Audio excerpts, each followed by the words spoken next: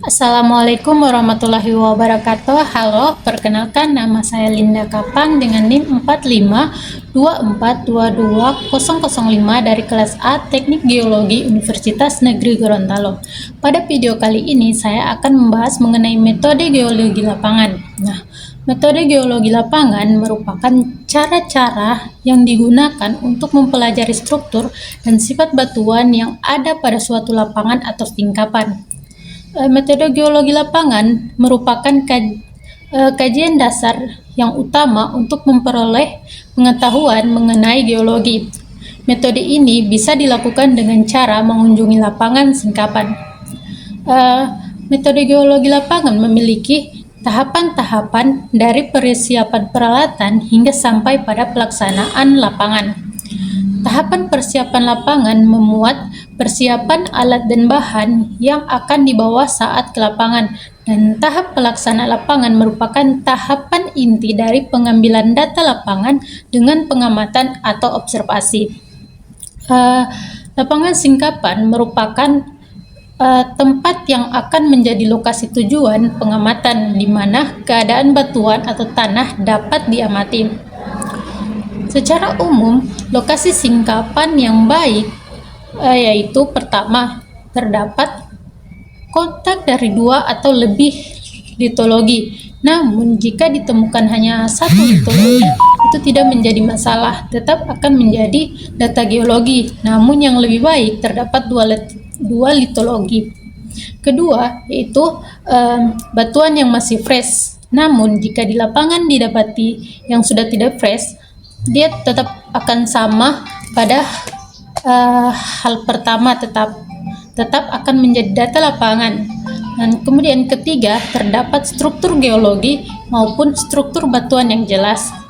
Keempat, terbentuk secara alami oleh alam, bukan terbentuk secara buatan oleh warga sekitar yang berada di daerah singkapan. Kemudian kelima, yaitu jarak antar singkapan pada peta lebih dari 4 cm dengan skala 1:50.000 atau 500 meter. Kemudian untuk alat-alat geologi, bagi geologis, lapangan itu merupakan kegiatan yang sangat penting dalam kegiatan lapangan. Selain perlengkapan pribadi seperti pakaian, sepatu, topi, dan tas maupun lain sebagainya, diperlukan juga perlengkapan pekerjaan lapangan seperti buku lapangan yang berfungsi untuk mencatat segala data yang ada di lapangan, mulai dari tanggal dan hari, titik koordinat, sampai pada sketsa lapangan singkapan dan litologi. Kemudian yang kedua yaitu peta topografi, di mana peta berfungsi sebagai alat untuk mengetahui di mana titik keberadaan kita dalam peta. Kemudian yang ketiga itu paleogeologi. Paleogeologi ini merupakan alat untuk pengambilan sampel, mulai dari sampel yang keras maupun yang tidak keras. Kemudian keempat yaitu kompas. Kompas merupakan alat yang sangat berfungsi bagi seorang geologis, karena dengan kompas dapat menentukan titik koordinat kita pada peta. Kompas juga dapat berfungsi untuk mengukur strike dan pada singkapan. Dan kemudian yang kelima yaitu loop. Loop merupakan kaca pembesar, seperti kaca pembesar untuk dapat melihat mineral-mineral yang ada pada batuan dan dapat menentukan klasifikasi batuan. Keenam yaitu kertas sampel. Kertas sampel yang dapat menaruh sampel yang ada di lapangan. Kemudian ketujuh itu komparator yang dapat menentukan batuan yang diambil termasuk dalam klasifikasi apa, dengan melihat komparator batuan beku maupun sedimen. Yang kemudian lagi yaitu kamera. Kamera juga ini tidak kalah penting. Kamera ini berfungsi untuk memotret singkapan agar menjadi data dokumen pada saat pembuatan laporan. Kemudian yaitu pengambilan data di lapangan itu terbagi menjadi tiga yaitu pralapangan, kemudian lapangan, dan yang terakhir pasca lapangan.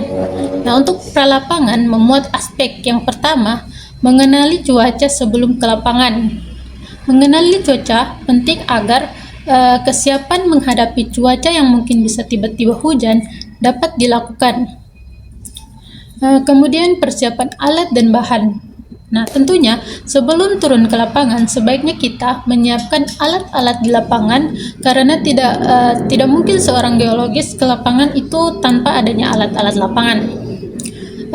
Alat-alat lapangan juga ini mendukung untuk kelancaran pengambilan data di lapangan. Kemudian itu fisik dan transportasi.